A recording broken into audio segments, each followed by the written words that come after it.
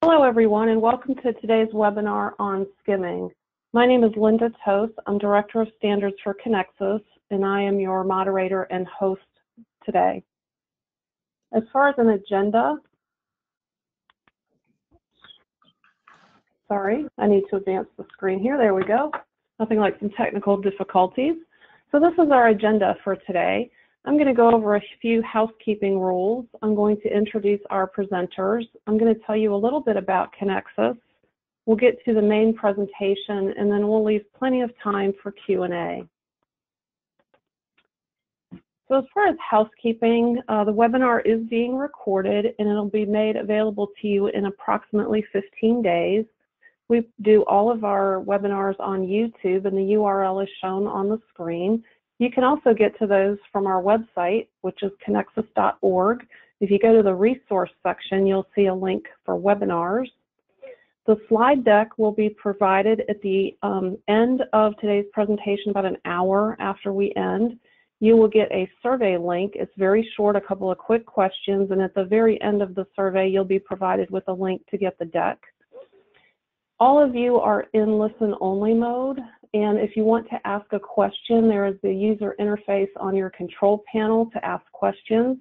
I encourage you to type those in as they come up. Don't wait till the very end. We're going to try to leave plenty of time for Q&A, but the sooner you get questions, then the more likely they are to be answered. If we run out of time, obviously the later questions we won't have a chance to answer. If that's the case, and we'll try to reach out to you, but if, at the end of the webinar you still have some questions, feel free to email us at info@conexxus.org and we'll get those answered for you. So today our presenters, I've already introduced myself, Linda Toth. I've got two speakers with me today. The first is Paige Anderson. She is the Director of Government Relations over at NACS. And she is also on the skimming task force at Weights and Measures. I also have Caleb Burke, who's our operations manager at Citgo Petroleum. He does a lot with payment card fraud and chargebacks. So between the three of us, I think we have a lot of good information to present today on skimming. So I just want to touch briefly on Conexxus and what we do. Conexxus is a nonprofit trade association for C-store and retail fuels industry. We do the technology offering for the industry, and while we partner very heavily with NACS, we are independent of NACS. We're a volunteer organization with a very small staff. Our members are the subject matter experts that do the heavy lifting. Conexxus develops standards for data exchange between devices in and around the forecourt, inside the store, as well as the connected devices outside the physical store environment. So things like in electronic business to business, pre-order delivery notices, bills of lading, invoices, the interface between the POS and the back office, the forecourt device controller. Conexxus sets all of those standards. We also do payment standards for our industry, and these would include things like mobile, electronic payment server, loyalty, digital offers, and the like. We also do education around security for best practices, and an example of that would be the quick reference guide that we've produced on skimming, and we'll show you that in the resource section at the end of the presentation.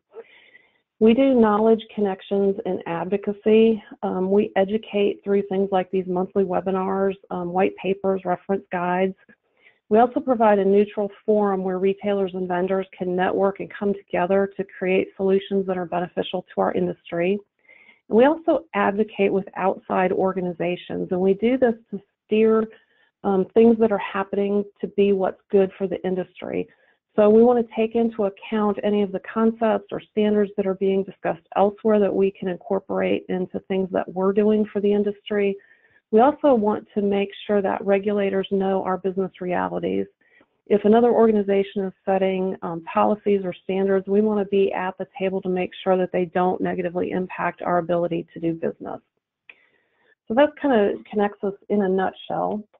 I mentioned that we do monthly webinars. Here is a webinar schedule for the rest of 2019. This is subject to change, especially when it comes to the presenters, but the topics I think are pretty well nailed down. If you don't get the webinar invitations, please drop us an email either at info@conexxus.org or webinars@conexxus.org, and we'll get you on the mailing list, and you'll get information on all of the webinars as they come up.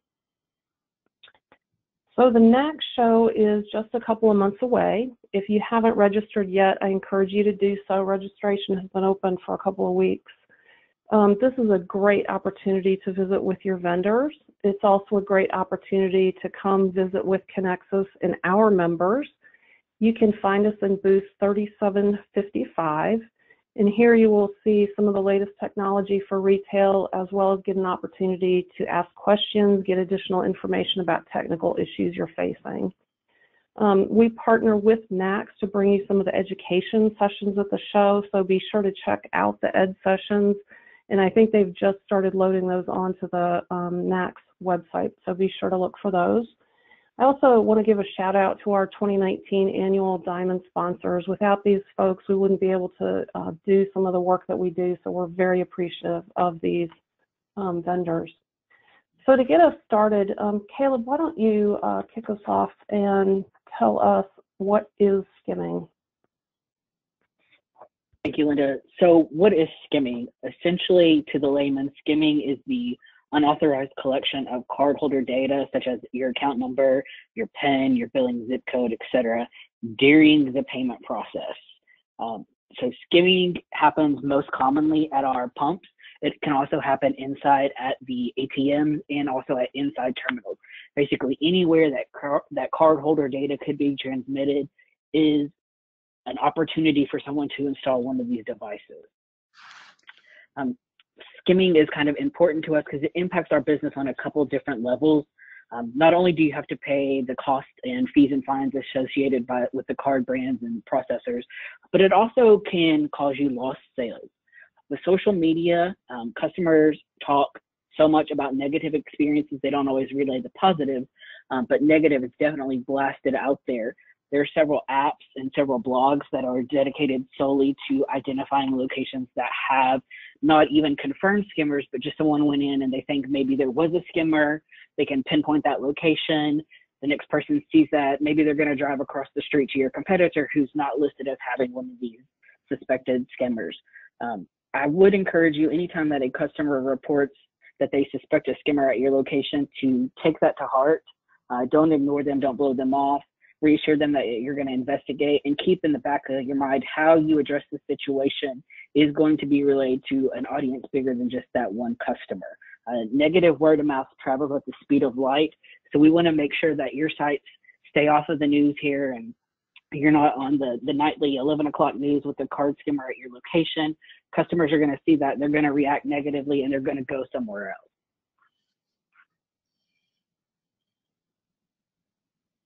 Okay, thanks, Caleb. Next, I want to talk about the different types of skimmers. Can you walk us through some of these pictures and explain what they are and the different technology behind them? Sure. So what we most commonly see in petroleum are what they refer to as the inline skimmers. And these are going to be kind of the top four up here on your screen. And they're inline because they connect inline with the card reader, and they take the information as it is being processed through the card reader. They plug right in there. These are constantly evolving. So we see new skimmers weekly. They're staying ahead of our detection methods. They used to be where they have to plug them in. It would accumulate the information. They would have to go actually retrieve them from the inside of the dispenser and download the information. That is no longer the case. Most commonly, we see Bluetooth devices out into the field. Bluetooth is a communication message using short-range wireless radio that allows the information to be pushed in real time to a nearby connected device. So Bluetooth and cellular devices allow the fraudsters to install these into your card reader, and almost in near real time, a customer swipes their card and that information is relayed to someone. If it's Bluetooth nearby, if it's cellular, it can actually be relayed anywhere in the world.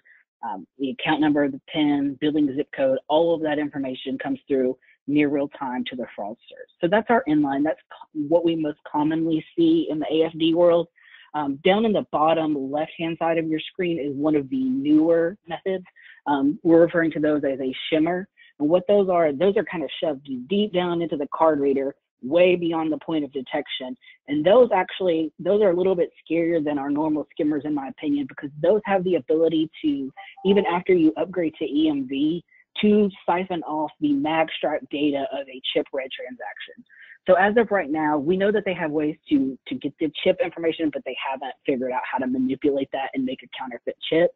But with these shimmers, even if you upgrade to EMV, what this will allow them to do is to take that mag stripe data from that card that is being EMV read and create a counterfeit card. The next picture we have is what we refer to as a pin pad overlay. That looks exactly like your legitimate device, and all it does is simply fit right over top of your current device and allows the fraudster to siphon off that information as the card is being processed. The next two are essentially the same thing. They're card reader overlays. You'll notice on the right-hand side of your screen here, there's a little extra mechanism on that far right device. That is what is stealing that cardholder information off and sending that to the fraudsters. So those kind of just fit over existing card readers. They're a little easier to identify than the pin pad ones because they kind of look a little off. It's a little bit bulkier. It's not exactly flush with the dispenser. But all of these achieve the same goal in stealing that cardholder information and relaying that over to the bad guys. Caleb, this is Paige. The examples of skimmers that you've described, I mean, you can definitely see an evolution of technology. Just as technology is moving super, super fast in our world, these thieves are able to adapt to that changing technology, and they are becoming super creative, and the ways that they steal that information is evolving just as fast as our security technology. When we look at who is trying to steal this data, these aren't just, some, small operation. What we're seeing is these are highly sophisticated, highly organized criminal syndicates. In particular, the Cuban crime syndicate and the Caribbean crime syndicate really seem to be on the forefront of these criminal activities, particularly along the I-10 corridor from Florida clear to California. And we just saw yesterday yet another type of way to steal this card data, and it just seems like every day we're seeing some type of new device being used against us. That's a great point, Paige. Caleb, with the Bluetooth and the cellular skimmers, the thieves do not have to remain on site, correct? They can be across the street, or in the case of cellular, they could be anywhere, right? Correct. Bluetooth does have a limited range, so they're typically close by when the data is being transmitted, but cellular, they can be anywhere in the world, different country, as long as there's cellular access, that can be sent anywhere. And that's really scary because that's happening in real time. So you've got one person that's downloading this information, putting it on the black web in real time, making sure that these are valid accounts. Before your customer even drives off, it's totally feasible that they've completely wiped out their bank account. Wow, okay. I noticed on here, so we have outside skimming, which we're concentrating on. We have a picture of an indoor overlay pin pad. And then there's also ATM skimmers, right? So pretty much any place you have card data interaction, there could be a skimmer, right? Absolutely. We're even starting to see what I refer to as online skimming. So websites, mobile apps, anywhere that cardholder data is being transmitted is 100% fair game for skimming. Okay, scary stuff. So we've talked a little bit about skimming, but why is it on the rise? It seems like, every time you turn on the news, I mean, I live in Clearwater, Florida, and we just found a skimmer at a local gas station here. And Florida, obviously is one of the hot states. Why has this all of a sudden become so much more prevalent? So interestingly, I just read an article where they actually found 17 skimmers in the Tampa area just this past weekend. So skimming is on the rise. And in my opinion, that is because with EMV coming, the amount of information that they're going to be able to basically redeem is going to be limited. So while EMV isn't going to solve all of our problems, they feel that there is going to be a significant downgrade into how they can operate. So they're basically trying to rush the system, get as much information as they can, make as much money as they can while they know exactly how to do that. Once EMV is deployed, the traditional method of skimming where they plug in the inline is not going to work. They're going to have to shift to these shimmers. They're a little bit more expensive. They're a little bit harder to operate. So some of the organizations who don't have the steady cash flow or who don't have the resources, they're trying to go ahead and secure as much of that as they can now. I talked about this a little bit before, but EMV is not going to stop skimming. It's only going to force it to change, to force it to evolve. It's not only going to change the technology, but it's going to change the areas that are being targeted. As Paige mentioned, we're seeing kind of that I-10 corridor. We've seen skimming move out of southern Florida into more of a central Florida, up into Georgia, and then mainly over through Texas and California. So fraudsters are going to target the areas of least resistance. So if you're in one of these high crime areas, you implement EMV, you're shifting that to someone else who may be in a more rural area. In my opinion, just because you don't have a skimmer problem today doesn't mean that you're not going to have one in the near future. We're going to see this continue to rise. I read another article that it was up 27% over last year. So it's going to continue to happen until there's absolutely no way for them to get this information. And that's a good point, Caleb. These crime syndicates are able to identify the vulnerabilities, the most vulnerable systems, and be able to attack and take advantage of those systems. And so as lawmakers and law enforcement are increasing their education awareness and trying to combat the problem with our industry, they're just basically trying to keep their heads on water, but at the same time, thieves are, while they're still attacking there, they're looking to go someplace where maybe law enforcement doesn't know as much, or there's not a regulatory or a legislative environment that's trying to combat this, or, like you said, it's, that single store operator that's never had a problem. It's like, oh, well, let's go in and sneak something in here and try and get that information. So it really is like a leaky hose. As soon as you fix one leak, there's gonna, they'll find another, and it's just one right after the other. So what should we be looking for that could indicate there might be a skimmer on site? So if you're using the industry best practice, which are the security seals, the custom locks, and your daily pump inspection, the first thing to look for when you go out and you check your pumps, is your seal damaged in any way? Does it look to have been removed? Is it broken? That's probably the easiest identifier. And when we're talking about checking your seals, what exactly are we talking about? Well, we recommend that you use a serialized version. What that does is that allows you to compare the numbers that are currently on the pump with what you had previously installed there. A couple of ways you can do that. You can create just a manual written log, or Next and Conexxus actually partner to create an app called Skim Defend, which we'll kind of go over in just a little bit. But just checking your seals, making sure they're intact, making sure they're the right ones that are supposed to be on there. Look at your pump locks. Make sure that they are the actual lock that you have a key for. If your key does not work, that is a prime sign that somebody has drilled that out and replaced that with their own. Look for customers who are like the gentleman up in our top left here, who are pulling up. One guy is blocking the pump to where you can't see, while someone else is obviously fidgeting with it. Look for cars that are returning to the same pump over and over. Look for cars who pull in maybe that they didn't pull in on the side their tank is on. They're really good at getting these skimmers in there. I believe the average is it takes 45 seconds to pop the dispenser open, install it, and be gone. So in 45 seconds, you think about that, that is less time than it takes you to ring up the customer that's at your cash register. So I know we're busy, and I know that it's very hard to be in all places and have eyes on all places, but that's why it's very important to go out at least once a day. We recommend every shift change. Look at your pumps. Make sure that nobody's been in there. Make sure your seals are intact. Make sure your card reader isn't loose. Make sure there's nothing stuck over your card reader, and make sure that there's no signs of foul play. They're going to get in there. If they want in there bad enough, they're going to get in there.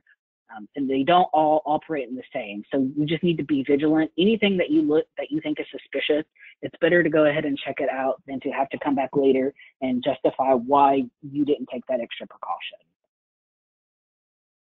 And can you explain where we should be putting these seals, labels? So I've seen some very interesting placements of the labels. We recommend that you place the labels in 2 to 3 different places that are what we would consider a joint of the door. Part of the seal would stick on the part of the dispenser that does not open, while the other half is going to come over and overlap the actual door so that when the door is open, it's broken. We recommend that you do those in 2 to 3 places and try to make them as inconspicuous as possible. I've seen a lot of people put the seals actually over the locks. In my opinion, that's not really doing anything. That's just calling out to the criminal, hey, look, I've got a seal on me. We want people to put them at the top, in the middle, at the bottom, places that folks aren't just going to come up and immediately know, oh, there's a seal. I know exactly where I have to stick this back. And when you change your seals, like if you had to get in there, replace your receipt, or if you've had somebody in your dispensers, try to put them in somewhere different than you put them in the last time. One more thing on what to look for, card read errors. If you notice that one particular pump is getting a lot of card read errors, that is a sure sign that something has happened to that. It is better to go ahead, shut it down, and look at it than to take that risk. So, Caleb, I know we had a report from the Secret Service yesterday that somebody forwarded to us. They were talking about silicone on the circuitry a lot of times that they install. So the little inline boards, that was another thing to be suspicious of if when you're looking at the inside or the, the wiring, it's, there's a lot of wire in there and it's kind of confusing, especially if you don't really know what all that stuff does. But if there's silicone in a lot of different places, that's a pretty good sign that there might be a problem. Is there anything that people can do? I mean, do you recommend like taking pictures or, how do we know what it's supposed to look like? Taking pictures is an excellent idea. We've talked about how evolved these groups have become. They are using the exact same wire coloring of the inside of the dispensers, and they are very good at hiding these little doodads. So it's very helpful to have a picture of what you're looking for. So when you get your new dispensers installed, or when you know that there's absolutely nothing in there, it's helpful to go out, take an picture of the inside of the dispenser, keep that in a binder. That way, when Bobby Sue comes in and it's her turn to go out and inspect the pump, it's easy to go out there. She's got a reference point to start from. Now, is that 100% foolproof? No, but you have a guide to go by. You know what it's supposed to look like, and after time, you'll be more comfortable and be able to identify when something is off. Okay. So you said, your different cashiers inspecting. How often do you recommend that, a site inspect? Is this like every shift change, every day, once a week, once a month? Every shift change is preferable. I know things get away from us, so every day at minimum. If you are only inspecting your pumps every week, every month, you're doing a disservice to your customers. Okay. So we've talked a little bit about these, what to look for. So what do I do if I open up a pump or I see my seals are broken? What should I do? You need to have a plan before you start inspecting. So I recommend that everyone work with their brand or their acquirer to have a what happens when you find a skimmer plan. Know who to contact. The police, local law enforcement should be your first call. We want them to come out, take the device, look at it, see if they're able to gain any information from it as to who could have either been impacted or who installed the device. Know who you need to report that instance to. Start backtracking. See if you can determine, is there video of anyone at this pump? Did you have an unscheduled technician at this pump? Start reviewing. But it's so important to have a plan beforehand, because it's not an issue of if you have a skimmer, it's an issue of when you're going to have one. So know beforehand what your requirements are from either your brand or your acquirer as to what to do when one is found. Okay, great. So let's take a look at a couple of ways we can prevent skimming. Caleb or Paige, you want to kick this off for us? Well, I think, the first thing, as Caleb said, have your plan, both your security plan and what to do if, God forbid, a skimming incident happens. But one of the most basic things you can do is have a logbook and keep track of who is opening up your gas dispensers. Because obviously unauthorized access, if you can track that and figure that out, that's really important. So there's a lot of folks that may potentially be looking in your logbooks. It could be a weights and measures inspector. They are one of our partners in fighting skimming. They're going to encourage and have no problem, for you to ask for their ID and, hey, I need to put you in a logbook that you've opened up and you've looked inside our device. Obviously, any employee and any third-party vendors, if they're legit, they're not going to have any problem showing IDs and explaining why they're there. Because, the reality is, again, these are sophisticated thieves. They really want this information. They're very motivated. They can, pretend there's some type of, vendor saying, oh, we're here just to check your system here, and I'm new, but I'm going to be the guy working, and then could just boom, put in a device and be gone, and you're thinking it's a legitimate person who you have this business relationship. So that's the first thing, is to have a log book and keep track of who goes into your system. Caleb, I'll hand it over to you. I know you have a lot of good suggestions as well. So as far as a kind of a brand requirement, we have people, we want to make sure you're doing 3 basic things. We talked about these throughout this entire webinar. First is your security seals. Second is changing out your locks and make sure that the locks have a key code that is specific to your location and cannot be duplicated. And complete your routine pump inspections. When you are completing your inspections, what are you looking for? Compare the security seal. You can do that again with a logbook or the Skim Defend app. That's what NACS and Conexxus actually partnered to create. What that does is it allows you to upload the security seal that you put on that pump, and then every time that you go out to do your inspection, you just scan that, and it will tell you if it's a match or not. So that's kind of really handy, and that way you're not trying to read someone else's chicken scratch to determine what the number is on the pump. If you suspect foul play, if the sticker doesn't match, or if you notice anything weird, open it up, look inside there, get your picture out, see if it matches what you're currently seeing. Make sure you have good video surveillance equipment. Make sure you have good lighting out there. If you are in a high fraud area, I highly suggest the pump alarms. That is something that when the door is opened without a specific code, it will actually either set off an alarm, or it will completely shut the dispenser down, not allow anyone to insert their card or to pump. If you aren't doing mobile payments and you're concerned about Bluetooth or cellular, there are Bluetooth and cellular blockers, little devices that you can install near your pump that will limit that signal. So while there could be a device in the pump, the information isn't actually getting out. And again, I don't believe that skimming is 100% preventable. So I think it's very important that you're proactive and that you have a plan. You have a plan for how you're going to inspect your pumps, what you're looking for each time, and you also have a plan for what to do when you find one of these devices. To follow up on one of the pieces of advice you gave, Caleb, in terms of making sure you have video surveillance 24 hours and locating them in the right place so you can actually see what's going on, but also saving that information for a certain period of time in case there is an incident is very helpful for law enforcement to track these thieves down. So there's a double benefit of having good video. And as you said, there's nothing like the eye-to-eye physical contact and inspecting. But the other part of it is, oftentimes folks like to put a lot of signs and stickers and advertisement on their windows, of their stores. And if you can keep, an open eye, so if you're inside the store and you can look out and visibly see what's going on outside at your dispensers, that's really important. There's many ways we can advertise the great deals that are going on in our convenience stores, and you don't want to have so much there that you can't see outside. That's a good point, Paige. Also, when we spoke with the law enforcement in Las Vegas, they were saying that even sometimes merchants had video. When they found a skimmer, they could go back through the video, but it was so poor quality that they really couldn't see the criminals very well. And as electronics and technology have advanced, being able to install high quality resolution video cameras is a must.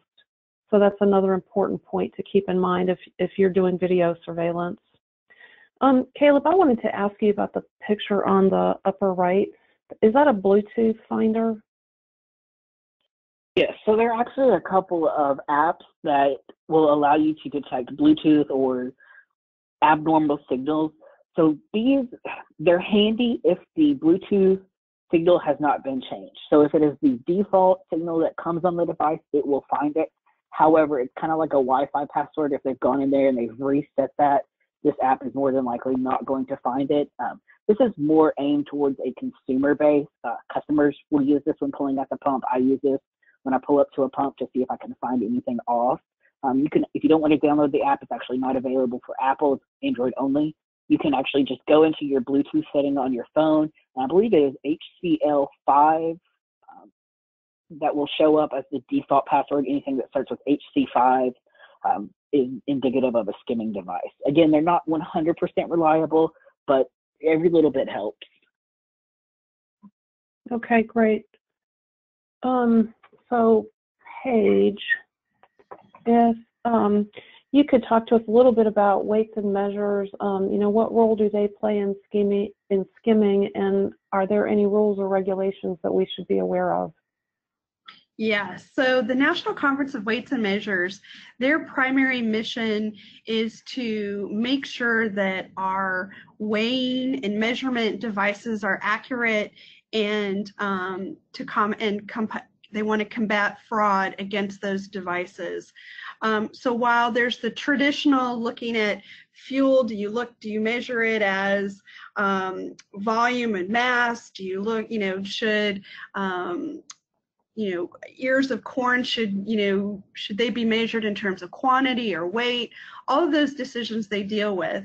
But as many of our retailers know, our state and local weights and measures folks routinely come by our stations, and as they're inspecting other parts of the pump from a fuel perspective, they were one of the first ones, particularly in states like Florida, Arizona, and Michigan, to notice that, hey, what are these devices here? Oh, they're skimming devices. And so they were sort of on the front line because they were opening up these machines, seeing these devices, like, what's going on here? And so especially in those states that were prone to these crimes, they wanted to educate and other state weights and measures departments. And as more and more attention was being created to this, they're like, well, is there something we can do? And so they decided to, they pushed the envelope of their jurisdiction, but they did want to focus on gas pumps and to have some type of minimum user requirements for retailers to try and make it difficult for these thieves to get this information. So NACS worked with the other stakeholders to try and come up at least with a basic system that would be pretty easy, whether you're a small retailer or a large operation, that you could at least put some type of minimum security on these systems. So there's basically 3 parts of these user requirements that would go into effect starting next year. It still needs to be voted on. It's still going through a very lengthy regulatory process. The vote will be next July 2020 in Tacoma, Washington at their annual conference. And once it's voted on and passed, then the requirement will go into place later that year. But basically what the proposal is that at a minimum, folks need to change out their universal lock. So, believe it or not, you could have one key that could fit multiple company gas dispensers, multiple sites from all over the country. So what they want you to do is change out your locks and make it individual to that store. So that's the first thing, the minimum that they want people to do. However, if you decide not to do that, you also have the option as technology improves and there are other, whether it's transitioning to EMV or any other type of technological security advancement that that you may decide to pursue, they want to make sure there's plenty of flexibility for you to do those innovative things. So if you do something beyond changing out the lock, that would count towards that user requirement. The third thing, the third item that would also qualify would be, Caleb mentioned it earlier, particularly high-prone areas. A lot of folks are putting in some type of an alert, alarm, or shutdown system when there's unauthorized access to their gas pump. So that would qualify. So basically, they want you to consider one of those three things to make your pump secure. There is a fourth element, not a fourth requirement, but there is another item in the proposal that would say, hey, if there is a city or local or state ordinance regarding this, that would supersede the handbook requirement, user requirement on these devices. So that's basically, and weights and measures, this isn't going to go away. We've worked hard to work with the weights and measures folks, and we view them as a partner in this rather than as an adversary. And we think, because they were sort of on the front lines, they've been trying to educate local law enforcement, state law enforcement, as we have been. And we really see this as a partnership, and potentially we can do a lot of good to fight these crimes together. So there's the private sector, there's the weights and measures folks, and then local law enforcement. And we realized that, the most important thing out of all of this really was education and awareness. So even though the proposal is pretty much set, it's going to be voted on, the task force is going to continue to meet to be able to educate and promote awareness. So such as the NACS, Conexxus, we've put together a lot of valuable information for folks. This webinar, hopefully, potentially we would be able to share with the weights and measures folks and sort of create a skimming section on the weights and measures website and refer them to all the great things that our industry is doing to combat skimming, and just sort of be a library of resources for everyone, whether you're law enforcement, a weights and measures official, or a retailer, or even a consumer. So it's really trying to build those partnerships and to recognize that we have to be in this together. Thanks, Paige.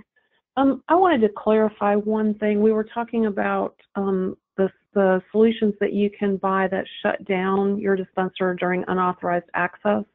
There's variations on that. So there's some solutions that will just shut it down and the cashier has to re-enable it.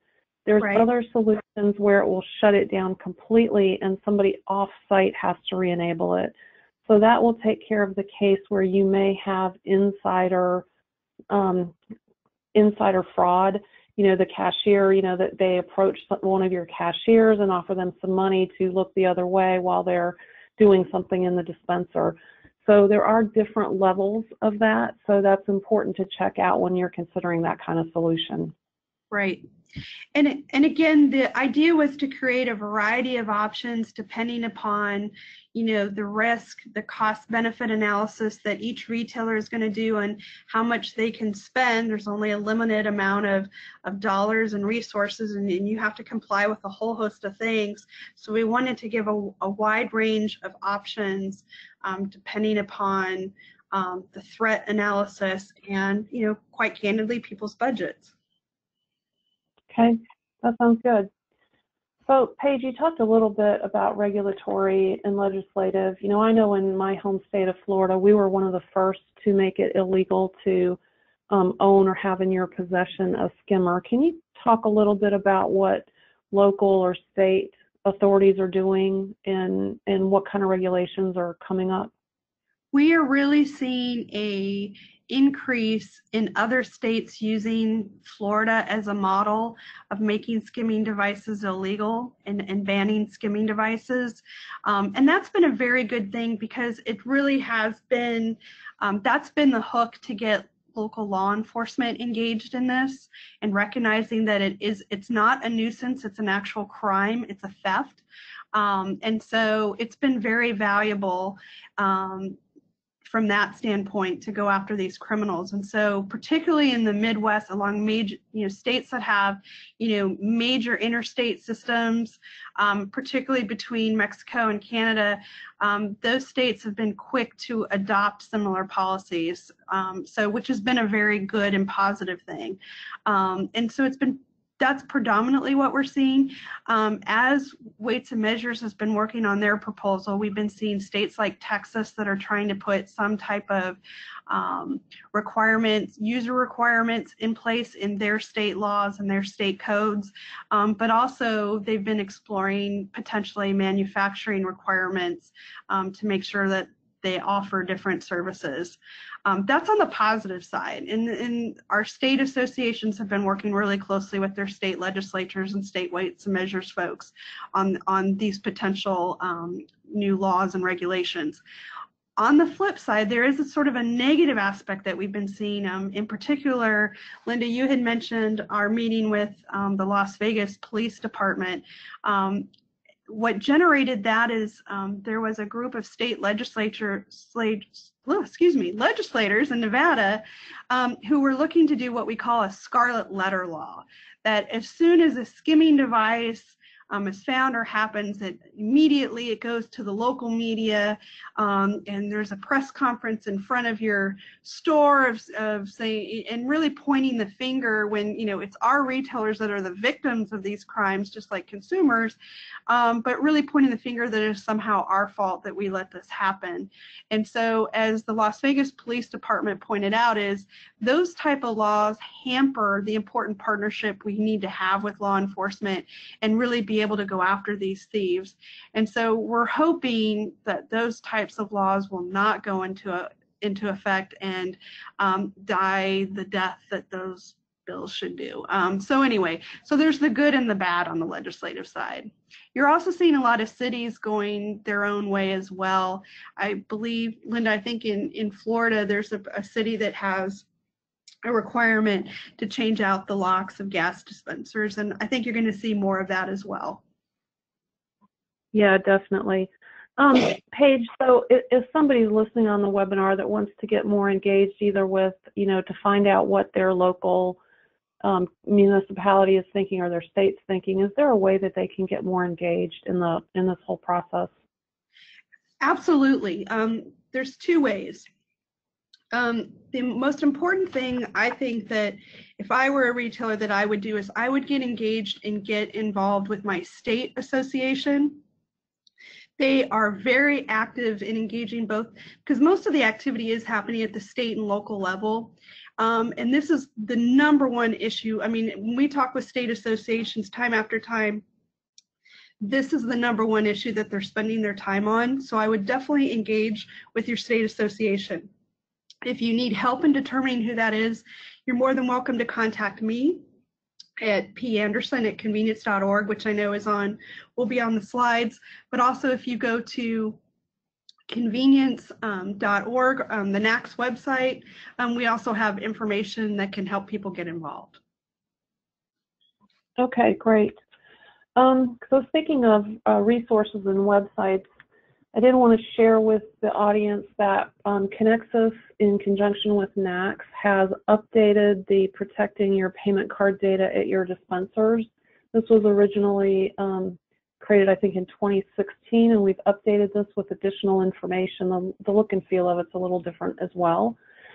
This was just approved by the Conexxus membership, so it was posted online this morning, and I think we're working to get that on the NACS website as well. NACS and Conexxus both have a lot of free resources out there. You don't have to be a member of Conexxus to access conexxus.org/WeCare. The two that I've highlighted there with the red circles, the one is the quick reference guide that I just talked about on dispenser skimming, and then the one below that, or two below that, is the ATM skimming quick reference guide. So if you own ATMs, I encourage you to check that out as well. The convenience.org or the NACS website at /skimming has a lot of good resources there. Paige and I did a podcast with Jeff Leonard. There's a link to there. There's some other information Some of it's the same information, just presented a little bit differently, but a lot of really good information there, and I encourage you guys to check those resources out. So with that, I know we have a lot of questions coming in, so we'll get to some of those. So Caleb, this is probably a good one for you. Can you explain a little bit more what the difference between a skimmer and a shimmer is? So they achieve the same function. The only true difference is how they interact with your pump. So a skimmer is a device that is hooked in post-card read, where the shimmer is actually put into the card reader and gets the information there. So and a shimmer is a lot harder. A shimmer is a lot harder to detect, right? Because it actually is like deeply inserted into the card reader, right? Correct. Those, we're still kind of determining what the best method of detection for those are. There's actually a device being tested out by the New York PD that is the size of a credit card, the weight of a credit card, and it fits in there and it will light up if it tells you that there is a shimmer device in there. Now that's well and good for the New York PD, but how did the rest of us here in normal America find these devices? And I honestly can't come up with a very good answer right now. They are so deep in there and so hard to detect. Really, it's kind of foolproof. Paige and I actually sat through a presentation at one of the weights and measures meetings by the guy who developed that device for the New York PD. And we've been, talking to him about, if this truly works and if it's viable, making that available on a more widespread basis for merchants. So I think we might see some action there if it's truly a viable solution. So I guess stay tuned for that.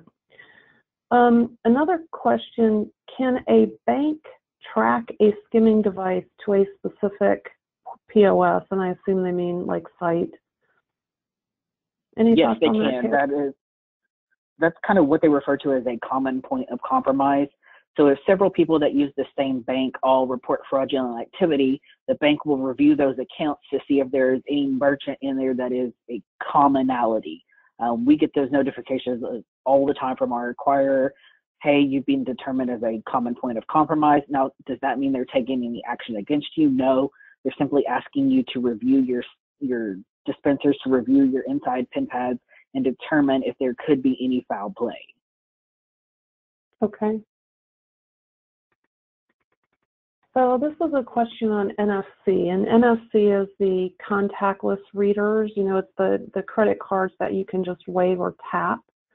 So the question is, does the use of NFC hardware at the dispenser mitigate or exacerbate skimming risk? I think that is still to be determined. There have been reports of potential NFC skimmers found. We know it's only a matter of time before they crack that code, right? Like it's only a matter of time before that becomes another point of potential intrusion for these folks. So right now, we don't have a definitive answer on that. Any customer point of interaction is a target. Is it more likely at this point? No, but that doesn't mean that next year they're not going to be targeting those readers because customer behavior has changed. Right, and as we said earlier, it seems like the more sophisticated technology becomes, or as technology advances, the more sophisticated the thieves get. So who knows what will happen tomorrow. This is an interesting question. So do you see above site mobile like Conexxus Mobile 2.0, people that have implemented that, and as an above site payment, do you think that's more vulnerable or less vulnerable to skimming? And does above site payment, does mobile payment in general actually eliminate the ability to be skimmed? So as a brand marketing, we would like to think that mobile is more secure. Mobile comes with its own challenges as far as to how they access the customer data. If you are following the standards, then the transaction should be tokenized and not decipherable at the pump. So in theory, mobile should prevent against skimming. That does not mean that your mobile app is 100% foolproof, They could be getting the information prior to being loaded into the app. But as far as actual skimming, it should help deter that, yes. Okay, and to clarify, that mobile app is like the where the card is stored in a wallet in your phone. It's not necessarily Apple Pay or Android Pay. It is the app that is, and I don't want to use any names here, but that the merchant actually uses. So that's a little bit different than just NFC, which is like Apple Pay and Android Pay. Right. If you're using what we would consider a cloud payment, to where you're not actually touching your phone to the dispenser, there's really no interacting between your phone and the dispenser other than you're telling them, hey, I want to make a payment here, is what we're referring to as being more secure. Okay. So we talked a little bit about shimmers. This question is, how do you defend against them? I mean, we heard that, they're deeply inserted, they're hard to find. Is there anything we can do to prevent them from being inserted? We can't really put anything in the card reader because we don't want to impede the actual card read itself. I have had people tell me that they put little hologram stickers. They try to stick those in there, something that's flat and will go up against the side of the reader and not really impede the actual transaction. But again, these things are so deep in there that you may not be able to get anything back there. I mean, Paige, are you hearing anything from weights and measures or anything as a best practice on those? No, they've basically stuck with the very basic, but there's no doubt it's going to be coming. But no, at this point, we haven't seen anything on the regulatory side. Okay.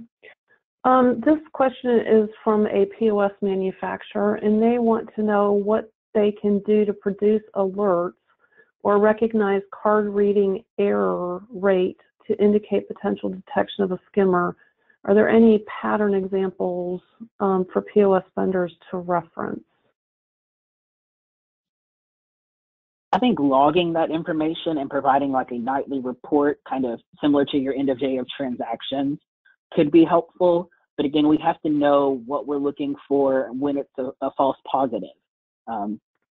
If they're looking to help, then standardizing alarms would be great. Making the standard equipment that anytime that someone opens that door, a message pops up on your inside terminal.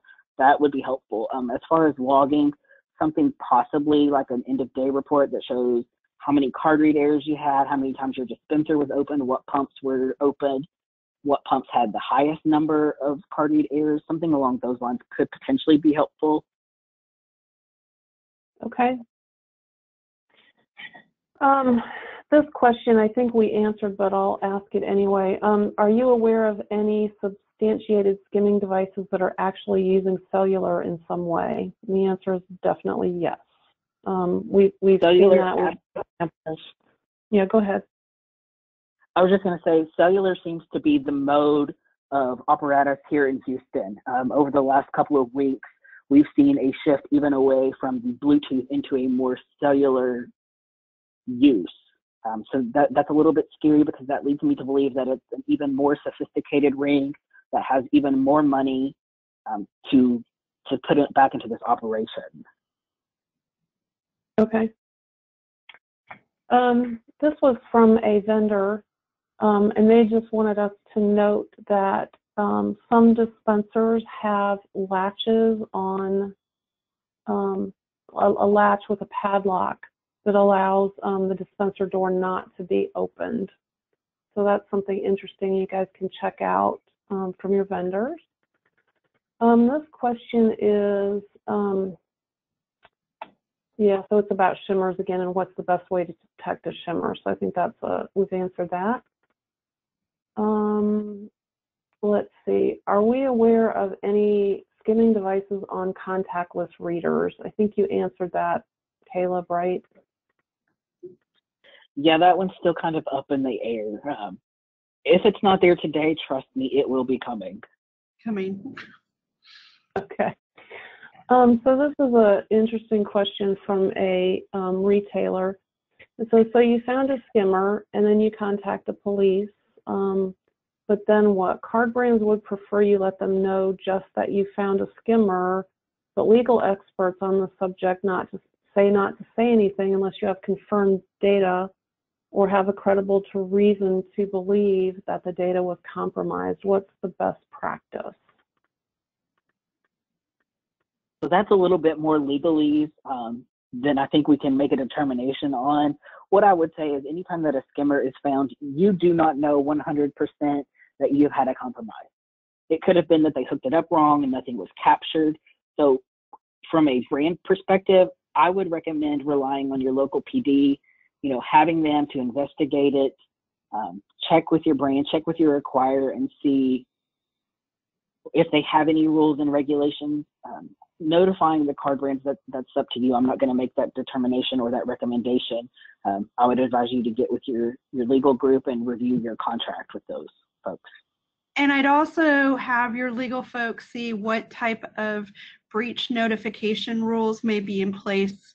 Each state is completely different, and sometimes it's based on number of transactions and theft. So if you're only talking a dozen, you may not have to do anything. If it's larger, you may have to. But each state, is very different on whether or not this would fall into some type of breach notification. So I would also have your folks check those requirements. Okay. We are almost out of time, so I'm skimming through some of these questions. If we didn't get to your question and you still have questions, drop us an email at info@conexxus.org and we'll be happy to follow up with you. So this is a question about the receipt door. It says dispensers have a separate door for receipt paper. Does that door need to be secured too, or just the cabinet door? I recommend that you secure all doors, whether it's your receipt, your skirt, the cabinet. It's better to be safe than sorry. While getting in through the receipt is probably very minimal, if they're going to get in. So we just want to make sure that we're taking all precautions. We want to eliminate any potential area of vulnerability. So it's better to be safe than sorry and change that too. Okay. Paige, this one's a question for you. How can we access the fraud-related language around NACS weights and measures? So if they want to get the exact language, should they contact you, or is there someplace they can go to read that? They can certainly contact me, or they can go on the National Conference for Weights and Measures, their website. There is a handbook. It's called Publication 16, and it would be under Specifications and Technology. The very first line on there has to do with fraud, but I'd be happy to direct them. So you're more than welcome to contact me, and I can refer you to the right place and share that language. Okay. All right. This question asks, will an unknown Wi-Fi signal show up when a skimmer is installed? So if you're looking at Wi-Fi signals available, will we see something if a skimmer is involved? So I haven't personally seen Wi-Fi skimmers. We talked about the Bluetooth signal that will show up. I'm sure they're out there. We've just had more of a common Bluetooth and cellular here in Houston. I would say yes, that if they are using a Wi-Fi compatible skimmer, that something would show up. Is it going to be the same? No. But if you know what devices should be transmitting a signal in your area, then definitely anything that is out of the normal for that, start your inspection procedures immediately. Okay. And with that, we are approaching the top of the hour. I just want to remind you again that the webinar was being recorded. It'll be made available in about 15 days. Our website again is conexxus.org. You can drop us an email at info@conexxus.org. We have a LinkedIn group, and you can also follow us on Twitter. In about an hour, you will get a very short survey. If you complete that survey, you'll get a link to the deck, and then we'll be posting the recording in about 2 weeks. So with that, I wish you all a good day, and thank you very much for attending.